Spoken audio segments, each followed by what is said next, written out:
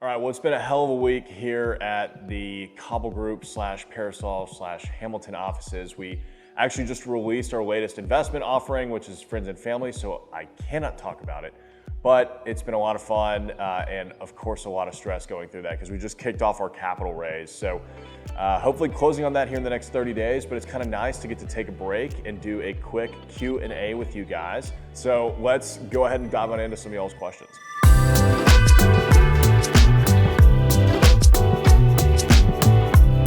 How can I get a job in commercial real estate? That's probably the most frequently asked question that I get because getting into commercial real estate is not easy.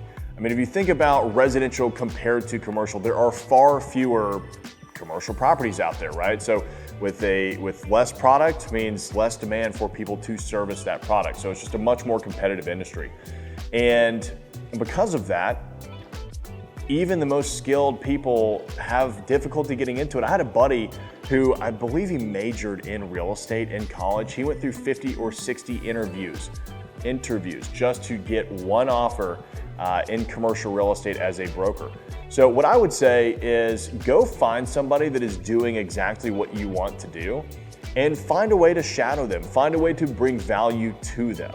Go ahead and get your real estate license. That's probably the best way to get your foot in the door. I mean, look at it this way. People who are in commercial real estate are incredibly busy, right? And so for them to take the time to slow down what they're doing to help you ramp up and figure out what you're doing, it just doesn't make a whole lot of sense for them. But if you bring a deal to somebody that is working in commercial real estate, you could likely partner with them on it. That's actually what I did. I went and found a 2.73 acre piece of property that we ended up developing 42 townhomes on. Took it to a developer, partnered with them on it because it was of value to them, and they let me run with that project all the way from the acquisition through engineering, architecture, construction, and then the sales side of it, which was invaluable experience. So that's how you do it. That's how you can go get a job in commercial real estate. Would you recommend someone just starting out in commercial real estate to work under a broker? Yes and no. I think starting off as a commercial real estate broker is a great way to make an entrance into commercial real estate. That's how I got my start. I started as the in-house leasing agent for a boutique development firm and worked on shopping centers, office buildings, and industrial. So that was kind of nice because I got to work a little bit on everything.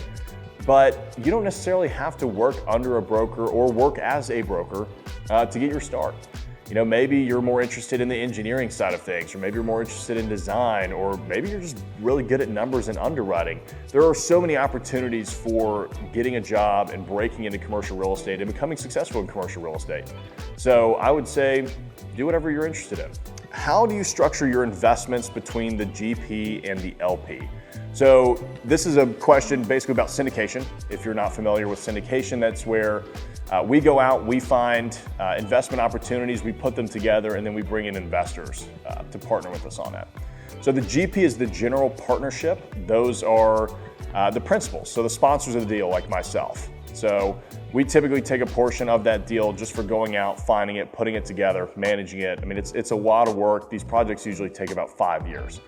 And then the LP, those are limited partners. So they actually have no say in the day-to-day operations of the property, other than their capital contributions. That's pretty much the only expectation of a limited partner. So these types of investments are governed by the SEC. They are securities, so there are a lot of laws and regulations surrounding them. So I highly recommend that you hire an attorney and you get a great team surrounding you if you do plan on doing deals like that.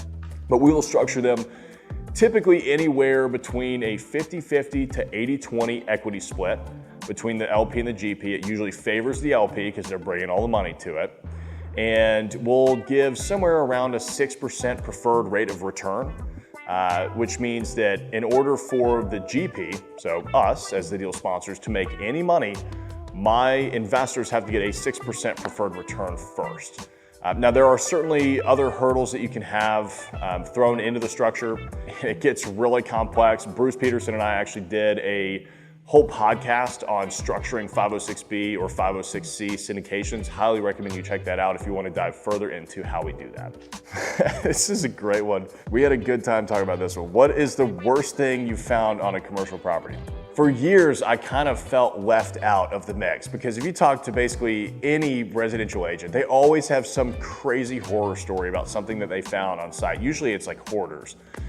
And commercial real estate's a little bit different, so I didn't really have anything crazy. I mean, of course, we walked into a restaurant and there were roaches crawling on the walls, which that's the kind of stuff that people don't tell you about when you are going to eat out at restaurants. And that has ruined a few Nashville restaurants for me, not gonna lie. But the worst thing that I've ever seen is actually in the office building that we are filming in now, where my office is today. The previous owners used to have an on-site maintenance guy, which makes absolutely no sense for a 3-story, 28,000 square foot office building. The guy lived in my office. And so when I bought the building, I of course said, hey, appreciate you, but don't need your services anymore. I'm kindly gonna ask you to move out. And he did, not a problem at all. He kind of left a mess behind in his space. And one of my guys called me one day and he said, hey man, did you know that they've been going to the bathroom in buckets and leaving them in the suite? And I was kind of floored. I'd never even heard of that before. The bathroom was literally like 20 feet down the hall. So yeah, they were going to the bathroom in buckets and leaving it in there. I actually texted the guy about it and asked him, and he threatened to stab me. So we left that one where it is. You still use that too, don't you? Still use what? Yeah, we kept the buckets. Yeah. What was the coolest deal you ever did? I've been doing this for 8 years. We've done a lot of really cool deals, but I would say the coolest one that we ever worked on, and it's not even the biggest one by far, is the wash. That is a 6-bay car wash that we're converting into 5 micro restaurants and a bar. My partner and I are actually opening the bar ourselves, so I'm kind of excited about that side venture. But it's the most creative project that we've been a part of, because we're taking the existing car wash structure and working within those boundaries to create something that hasn't been done before. I mean, nobody has done a project like this. Essentially what we're doing are retail-facing ghost kitchens. So these are 380 square foot micro kitchens with walk-up counters. And we have about 70 or 80 seats outside. We've got 20 seats inside of the bar. And all of the parking is actually to go or delivery. So it's 10 minutes max. So what we're really working to encourage is the walkability from the neighborhood and the restaurant startup culture. It's really expensive to start up a restaurant. We're talking 6 to 7 figures plus a 5 or 10 year commitment to a lease. And that's hoping that your concept works out, right? And so what this does is it gives restaurateurs an affordable, flexible way to test out a concept. And I'm hoping it'll be like the next food truck revolution. We got some crazy concepts out of that, so we're really excited about it. Why did you choose Nashville? That's a good question. I would say I didn't choose Nashville. Nashville chose me. So I was born here. I mean, I'm one of the few natives still around, it seems like. Nashville's just a great city. It's been fun to be a part of. I went to college in Knoxville, was only there for a little over a year before I dropped out. Knoxville really made me appreciate Nashville that much more. It was about 2013 when I came back to Nashville. And I don't know, I've always loved the city. I've loved the culture around it, and apparently so does everybody else in the country, which is why everyone is moving here. And I love that, right? It's great for business. It's really cool to see how much the city has changed since I was a little kid. I mean, the city shut down at 10 o'clock at night. There was nothing to do. You didn't go down to Broadway. I mean, Broadway was kind of sketchy. So it was not really a thing you did. And it's amazing to see how much the city has changed, and honestly, in my opinion, for the better. How do I find a good broker to help me with my deals? So I would say it depends on what kind of deals you're looking to do. If you're looking to lease out spaces you already own, that's probably a different approach than if you're looking to find investment properties across the country. But what I would say is just do a little bit of research and find brokers that are very hyper-focused on whatever you're looking at, right? So, look at the Cobble Group. My brokerage is a boutique firm, so we don't really specialize in office, retail, or industrial, but if you want property in East Nashville or Madison, we're the group to call. There are single-tenant net lease brokers. If you want to go buy a single-tenant net lease, there are plenty of groups so that all they do is focus on that. If you need somebody to help you lease commercial real estate, go and see who's got some listings in the area and talk to them about leasing out your building for you. Because chances are good, one, they know the area, right? They wouldn't have all of those listings otherwise. But two, they are going to have contacts that are calling them hopefully every day about other spaces that may not necessarily fit for that space. It could be a fit for yours. So just do a little bit of research and find whoever is working in whatever niche you're specializing in as an investor. What is your favorite commercial asset or strategy? So I am very asset and strategy agnostic, which is somewhat rare in the investment firm world. Everybody is usually like, hey, we are the multifamily group. We only do value add multifamily, or we only do single tenant net assets, or we only develop, or we only value add. As Julian likes to mention, we only do the BRRRR. When we first got started, that was like the one thing that he latched on to was the BRRRR strategy. It was a great one. We're opportunistic, right? So I will do any strategy or any type of project that makes sense.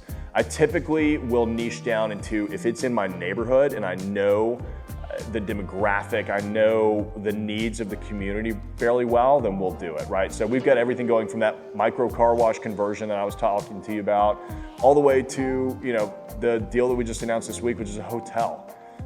We're developing 4.5 acres, which will end up being a $46 million total project cost. We bought 32 acres that we're master planning for a mixed-use development of over 1.5 million square feet. But then I also bought a 1,200 square foot house and put a Daisy May hat company in that I invested in. So I'm kind of all over the place with the types of projects that we're willing to do. To me, it's just whatever makes sense and will be fun and contribute to the neighborhoods. Do you think it's easier for an architect to get into real estate development? I touched a bit on this earlier. I think that no matter what walk of life you come through or come from, you can be successful in development. I think that's the great thing about it. You're really, at the end of the day, what a developer is the conductor of the orchestra. You don't have to be the perfect violinist or the perfect percussionist or the perfect flautist to understand how to conduct the orchestra, right? You just have to know generally what everybody is going to be doing, and then you have to conduct them and make sure that they're all staying on track and playing together. So whether you're an architect, an engineer, an accountant, a painter, it doesn't matter. You can be very successful in commercial real estate development. If I already know literally everything about CRE, why am I still following you? So some of these questions I asked my Instagram audience what you guys were wanting to talk about. That's my buddy Chad Grout. He founded Urban Grout, which is another commercial real estate brokerage here in Nashville. I don't know, Chad. I guess it's the beard, man. I don't know what to tell you. For commercial real estate investments, does the SCorp or LLC offer the most protection? That's a tough question for me to answer because I'm not an attorney, I'm not your attorney, I don't play one on TV, and I'm also not a CPA. So it obviously depends on your tax strategy. What I would say is consult your attorney, consult your CPA. What I'll say is my projects are all LLCs. There's a reason for that. We've never done an S-Corp on anything, mostly because of the tax implications, and it just hasn't made sense for my personal tax strategy. But I would say go talk to your CPA, talk to your attorney, and figure out what makes sense for you. All right, so that is it for Q&A this time. If you guys have any more questions, let me know in the description below. We would be happy to come back and do another one of these for you guys. Until then, we'll see you later.